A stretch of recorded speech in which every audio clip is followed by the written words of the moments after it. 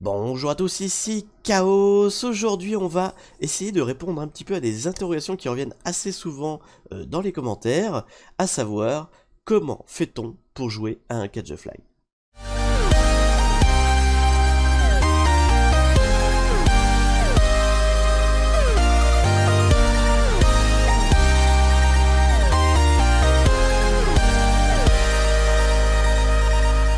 Si vous êtes un spectateur assidu de ma chaîne YouTube, vous avez sûrement remarqué une série de vidéos qui s'appelle Un hacker en train de hacker, durant lesquelles je hack des machines virtuelles, je fais ce qu'on appelle des catch the flag. Donc si j'ai montré de manière pédagogique, en essayant de vulgariser au maximum comment on fait pour hacker, justement, comment on réalise ces catch the flag, il y a une partie que j'ai assez peu montré et qui peut être problématique, c'est comment on installe ces VM, comment on fait pour mettre en place un setup pour pouvoir jouer à ces VM chez soi, sur son PC. Et puisque je m'adresse à des débutants, hein, l'idée c'est quand même de vous montrer aussi le début, hein, j'ai peut-être pas forcément expliqué assez, et comme c'est des questions qui reviennent assez souvent, on va voir dans le détail comment faire tout le setup, comment faire toute la préparation en amont, que je vous montre pas finalement durant mes vidéos de hacker en train de hacker, vraiment la partie installation des logiciels. Alors, pour jouer à une VM de catch the flag, il faut quoi? Eh bien, il faut trois outils. Donc le premier outil que vous allez avoir besoin pour faire votre VM de catch the flag, c'est avant tout un outil pour gérer les VM. Donc le plus connu, en tout cas le plus facile à utiliser pour moi, hein, celui que j'utilise d'ailleurs dans toutes mes vidéos, c'est VirtualBox. Donc pour aller chercher VirtualBox, c'est très simple, hein. Je vous remettrai tous les liens dans la description, ne vous inquiétez pas. Donc la première chose à faire, c'est d'aller chercher donc VirtualBox, qui se trouve donc à l'adresse virtualbox.org. Donc pas compliqué à trouver. Vous allez dans la section Download, hop là, et là vous allez chercher le VirtualBox qui correspond à votre plateforme. Donc si vous êtes sous un Windows comme moi, vous prenez le Windows Host. Si vous êtes sur un autre OS, eh bien vous avez les différentes listes en dessous. Donc pour être efficace, il va vous falloir donc ce binaire là, celui qui est en surbrillance, donc le VirtualBox Platform Package. Et vous pourriez avoir besoin, alors en plus, hein, parce que c'est bien pratique, je m'en sers pas à chaque fois, mais ça peut vous servir, de cette extension de pack, ici en dessous, qui permet notamment d'activer tout ce qui est USB, d'activer les partages réseau entre votre ordinateur et la VM, enfin bon, un certain nombre de petites choses comme ça qui sont bien pratiques, donc je vous recommande de le télécharger également. Donc le binaire principal et le extension de pack.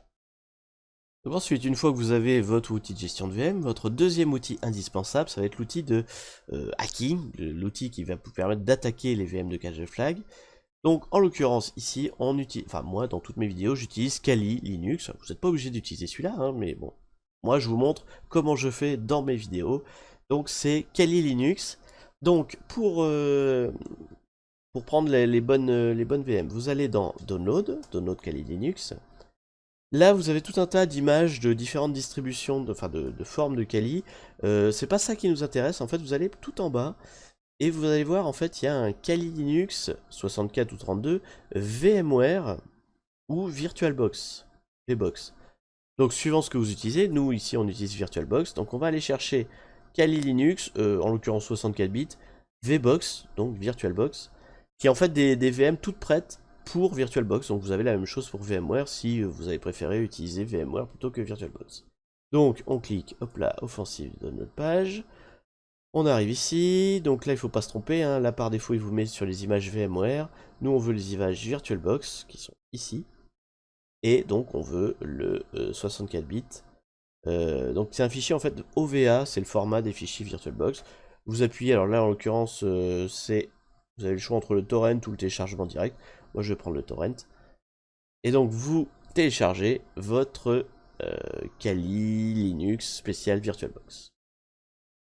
Donc je vous ai dit qu'il y avait trois éléments. Donc là on a vu le premier, c'est le gestionnaire de VM, donc en l'occurrence VirtualBox. Le deuxième, la VM pour attaquer, donc en l'occurrence ici Kali Linux. Il reste bien sûr le catch the flag à attaquer. Alors les catch the flag, il y en a plein, donc ça par contre je vous le dis régulièrement, hein. Moi je vais les chercher sur le site de VulnHub. qui se trouve ici. Attends, poste minouche, hop, voilà. Donc le site de VulnHub qui contient en fait tout un tas de VM à télécharger. Ou alors, si vous avez envie de vous amuser avec une VM que je connais bien, et dont je connais bien le niveau, et d'ailleurs j'ai fait plusieurs fois en vidéo, je vous invite évidemment à télécharger ma VM, mon cache flag, dont la description, je vais vous la remettre aussi. Je vais vous mettre le lien en description, le chat va de se casser la figure, vient de tout faire tomber, c'est pas grave.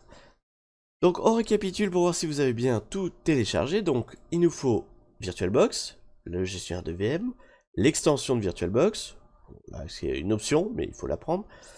Donc la version de Kali Linux pour VirtualBox, et enfin un cache flag auquel on va jouer.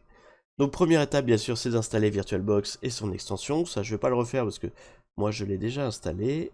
Où c'est qu'il est mon VirtualBox? Il est là. Et vous obtenez un écran comme ceci. Bon, minus vous n'avez pas la VM déjà installée, mais vous avez cet écran-là, qui vous demande d'ailleurs de choisir deux vues différentes, la détail ou la snapshot. Moi, je préfère la détail, donc on va appuyer sur détail. Ça vous donne en fait plein d'informations sur la VM sélectionnée. Donc ça, c'est le VirtualBox. J'ai pas changé de configuration ou quoi que ce soit, c'est vraiment la conf de base, il est tel quel. J'ai juste déjà une VM d'installer dessus, mais sinon, il n'y a aucune manip particulière. Donc, une fois que vous avez installé votre VirtualBox, il faudra probablement redémarrer si vous êtes sur Windows, au moins une fois, pour que toute la partie réseau se mette en place. Vous allez pouvoir installer les VM. Donc, la première VM à installer, c'est celle de Kali, donc l'outil qui va vous servir à attaquer. Alors, à chaque fois je vous dis d'utiliser Kali, on peut utiliser directement des outils de hacking depuis votre machine Windows non VM, quoi, depuis votre machine à vous.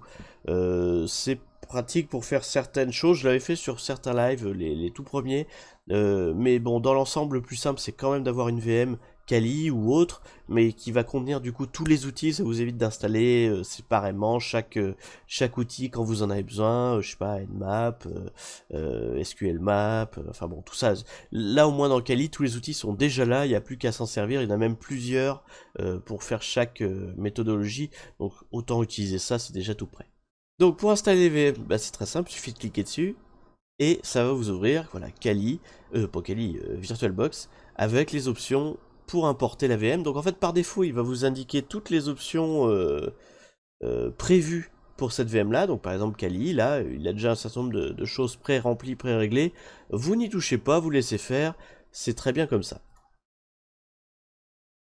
À part peut-être l'emplacement du disque, là par défaut il va se mettre sur mon lecteur E, vous pouvez le mettre où vous voulez, ça dépend où vous avez la place évidemment. Donc la VM va s'importer, et on va faire une petite coupure pour que vous n'ayez pas à attendre le temps d'attente.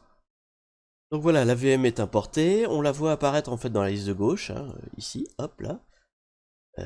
Donc on a tous les détails de la VM, et en fait donc bah, maintenant vous avez Kali dans votre gestionnaire VirtualBox. Donc pour la lancer c'est tout simple, hein, vous la sélectionnez, vous faites démarrer, et la VM va se lancer. Alors par défaut, qu'est-ce que j'ai changé moi? Je crois pas que je l'ai laissé tel quel. Oui, j'ai dû lui donner plus de RAM, parce que voilà, par défaut, elle a 2 Go de RAM, ce qui est un petit peu lent, hein, Kali en 2 Go de RAM, c'est un petit peu lent. Vous l'avez vu d'ailleurs plusieurs fois dans mes vidéos, un hacker en train de hacker, je trouve que ça rame. Il me semble avoir monté jusqu'à 8 Go, ça a ramé encore, donc faut pas hésiter à mettre un petit peu de RAM si vous en avez en termes de RAM. Mais bon, par défaut, ça va tourner, hein. C'est juste que ça va être un petit peu plus lent sur tout ce qui est brute force, enfin voilà, tout ce genre de choses. La VM Kali, alors par défaut, c'est root et tour, T-O-O-R, le mot de passe. Ça, c'est les mots de passe par défaut de la distribution Kali. Je crois pas que je l'avais même changé. Non, en général, quand je fais du Kali, je laisse tout tel quel, à part éventuellement la mettre à jour, mais sinon, il n'y a rien de spécial à faire, je trouve. Autant la laisser telle quelle, puisque de toute façon c'est une VM de test, vous la laissez pas allumer tout le temps, vous en servez pas de manière professionnelle, c'est juste pour faire des VM de catch flag, donc ça va bien comme ça. Bon bref, donc ça c'est Kali, on a vérifié que c'était bien installé, on va l'éteindre. Donc nos deux premiers éléments sont en place, le gestionnaire de VM, la VM Kali pour attaquer, il reste bien sûr le catch flag à installer, même chose. On clique dessus, ça importe.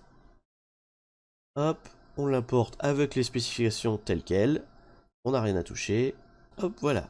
Donc la VM de catch the flag est installée aussi, donc on a tous les éléments pour pouvoir faire enfin du catch the flag, à savoir notre gestionnaire de VM VirtualBox, la VM qui va servir à attaquer Kali, et la VM que l'on attaque, le catch the flag lui-même, ici, là en l'occurrence qualifié aux fans. Dernier petit détail à régler pour être sûr que vous êtes au point quand vous voulez faire du catch the flag, et c'est je pense le détail sur lequel beaucoup de gens butent. Donc vous avez vu, là j'ai installé VirtualBox sans rien changer, j'ai tout laissé par défaut. C'est le plus simple. En fait vous allez voir que le problème principal c'est de configurer le réseau en fait quand vous faites ça. Parce que vous allez avoir plein de VM qui vont devoir discuter entre elles, hein, parce que vous avez votre Kali qui va devoir discuter avec votre catch the flag. Et donc, pour faire ça, il y a plusieurs options. Moi, je conseille de laisser l'option par défaut. L'option par défaut, c'est quoi? En fait, vous laissez hop là, VirtualBox avec aucun paramétrage particulier au niveau réseau. Vous n'avez rien du tout, là, il n'y a rien dedans. Et chaque VM que vous allez vouloir utiliser, donc en l'occurrence Kali et CTF, vous allez dans Configuration, dans l'onglet Réseau, et vous regardez ici, là, mode d'accès, c'est marqué NAT. À la place de NAT, vous mettez accès par pont. Accès par pont, ça va vous proposer votre carte réseau, hein, donc là vous faites accès par pont, ok. Même chose sur le CTF que vous voulez utiliser, vous allez dans configuration, réseau, accès par pont, bon là c'est déjà le cas, hop, vous faites ok. Là, ça veut dire quoi? En fait, ça veut dire que comment vont agir les VM? En fait, ce qu'elles vont faire, c'est qu'elles vont se comporter comme si c'était des appareils normaux sur votre réseau. C'est-à-dire que quand vous êtes sur votre réseau local chez vous, je sais pas si vous avez, quand votre ordinateur s'allume, il va se connecter à Internet d'une manière très précise, par exemple en allant, en parlant à votre box Orange si vous êtes abonné à Orange, à votre Livebox. Donc l'ordinateur, quand vous allez l'allumer, il va se connecter à la Livebox, il va demander à la Livebox une adresse IP, et la Livebox va lui donner une adresse IP libre du réseau de chez vous. Si vous après vous avez un téléphone portable, même chose, quand vous allez connecter votre téléphone portable en Wi-Fi par exemple, la box va lui donner une adresse IP, et donc le téléphone pourra communiquer avec le reste du réseau comme ça. Là en fait les VM qu'on va démarrer vont se comporter exactement de la même façon, comme si c'était un PC à côté qui était en Wi-Fi, comme si c'était un téléphone portable qui était en Wi-Fi. Il va se connecter, c'est ça l'accès par pont, en fait il va se connecter à votre Livebox. Et en fait, ces machines-là vont être visibles exactement comme des machines normales de votre réseau. Donc voilà, c'est comme ça qu'on configure son setup pour faire du hacking, pour faire du catch the flag. Je me suis trompé, hop, voilà.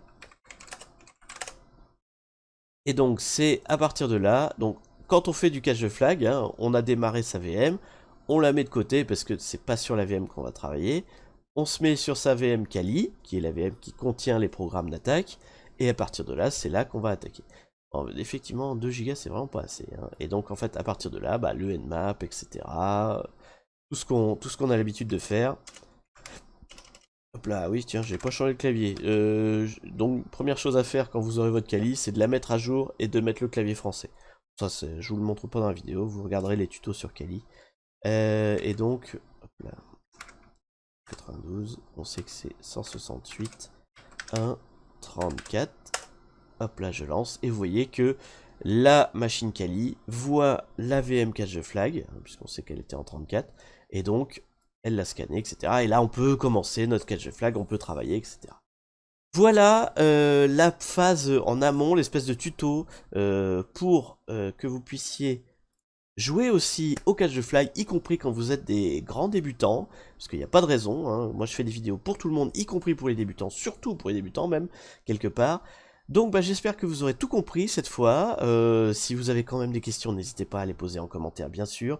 Mais normalement avec tout ça, vous avez le bon setup pour pouvoir vous lancer. Après je vous invite à aller regarder les vidéos de un hacker en train de hacker, qui vous donnent les étapes ensuite, hein, une fois que vous êtes sur votre Kali. Comment on attaque, qu'est-ce qu'on fait, etc. Enfin voilà, le détail ensuite. Mais c'était important de revoir l'intro, l'amont, c'est vrai que je n'ai pas beaucoup expliqué. Donc j'espère que ça vous aura appris plein de choses, j'espère que grâce à ça vous allez vous lancer dans le catch the flag, vous allez voir c'est rigolo comme tout. Enfin moi j'aime ça, hein. Après voilà, faut aimer, hein, mais c'est un goût qui s'apprend et puis c'est sympa.